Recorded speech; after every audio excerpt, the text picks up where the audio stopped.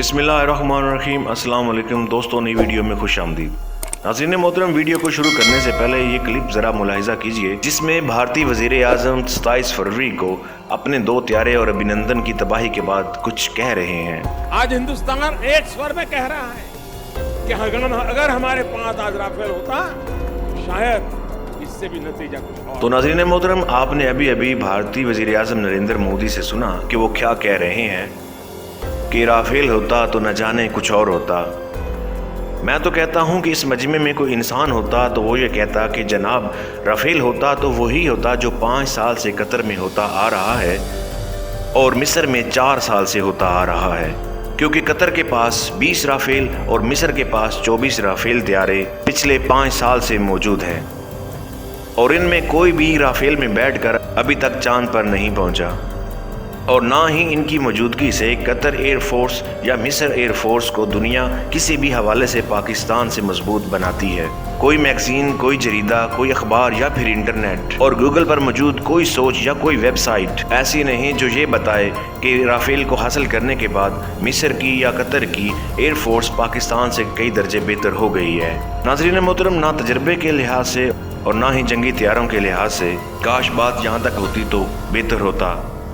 लेकिन जब भारत ने 36 राफेल त्यारों का फ्रांस के साथ सौदा किया और 27 फरवरी को अपने 2 फाइटर जेट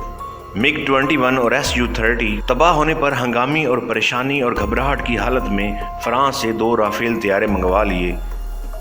तो इन राफेल को भारत पहुंचते ही नारियल और लीमू के चढ़ावे चढ़ाए गए, इनकी आरती उतारी गई और राफेल के माथे पर तिलक भी लगाया गया। जबकि भारतीय वजीर दाखिला ने राफेल की पूजा करके राफेल का ऐसा शानदार इस्तकबाल किया तो राफेल खुद भी परेशान था कि वो कहाँ आ गया है। जैसे कुर्बानी से पहले बकरे को तैयार किया जाता है, कुछ इस तरह से खातिर करना शुरू कर दी।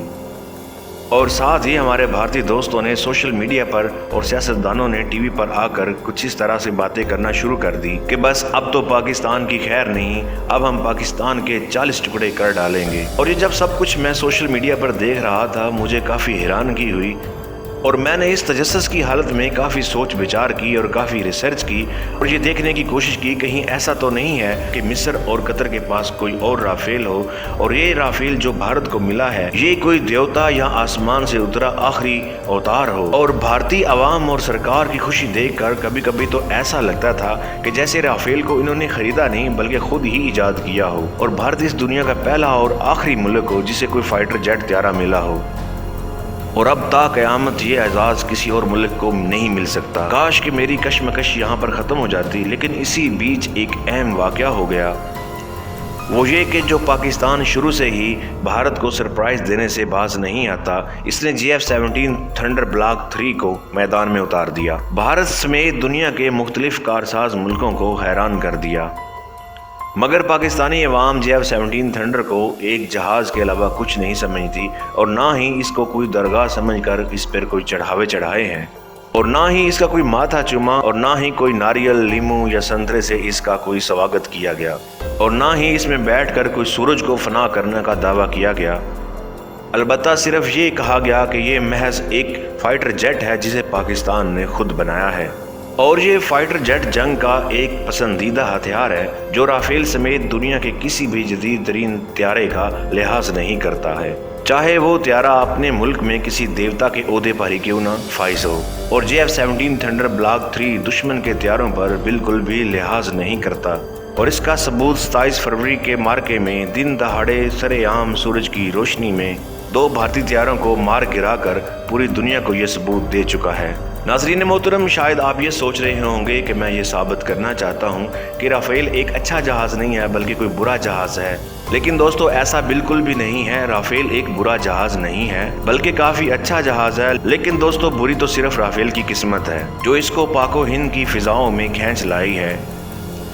और राफेल ये नहीं जानता कि वह जनूबी एशिया के उस आसमान में आया है जहां पाकिस्तान एयर फोर्स रहती है, वो एयर फोर्स जहां MM आलम, सरफराज रफ़ीकी और हसन सदीकी जैसे सपूत पाए जाते हैं। नाज़रीन मोहतरम, आज की इस वीडियो को बनाने का मकसद भी यही है कि पाकिस्तान और भारत आपस में पड़ोसी हैं और पाकिस्तान एयर फोर्स ने भारत के साथ जो किया सो किया, वो हमारा आपस का मामला था लेकिन फ्रांस को क्या जरूरत थी जिसने मौका देकर चौका मार दिया और भारत को पाकिस्तान के डर और खौफ को देखकर उनको अरबों रुपए का टीका लगा दिया। आप जरा इस छोटे से वीडियो क्लिप को देखें। इसमें भारत की सियासी पार्टी के सीनियर रहनुमा और भारत की पार्लियामेंट में अपोजिशन लीडर राहुल गांधी ने सारा भांडा फोड़ दिया। इसके बाद मैं आपको सारी कहानी सुनाऊंगा और समझाऊंगा भी। राफेल हवाई जहाज, हमारी यूपीए की डील में हवाई जहाज का दाम 520 करोड़ रुपए प्रति हवाई जहाज।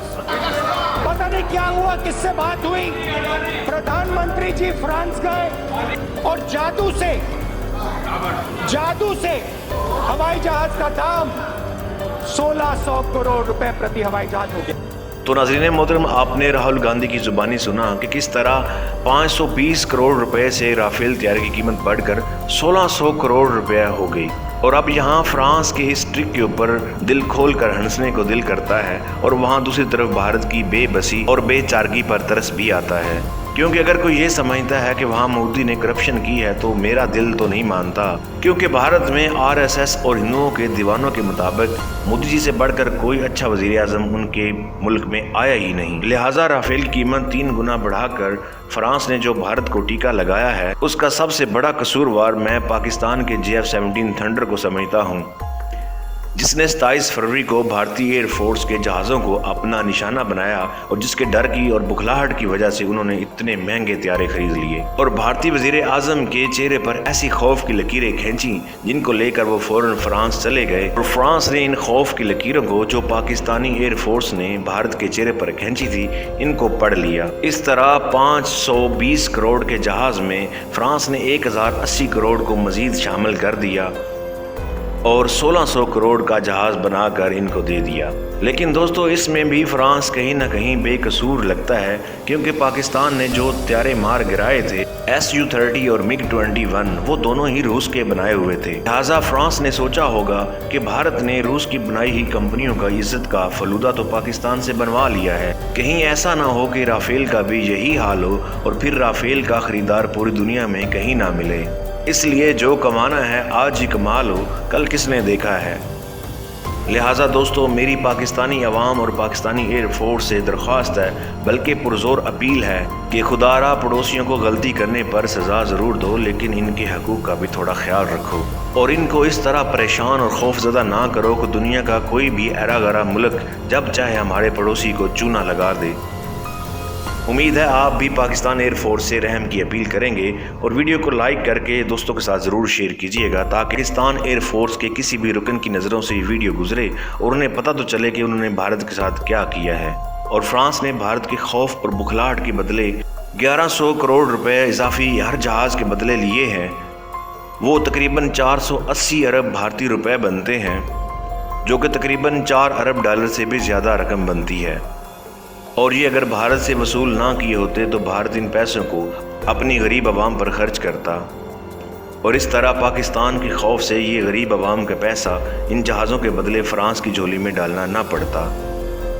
नाज़रीन मोहतरम, अगर आपको हमारी वीडियो अच्छी लगी है तो सब्सक्राइब और लाइक का बटन ज़रूर दबा दीजिएगा।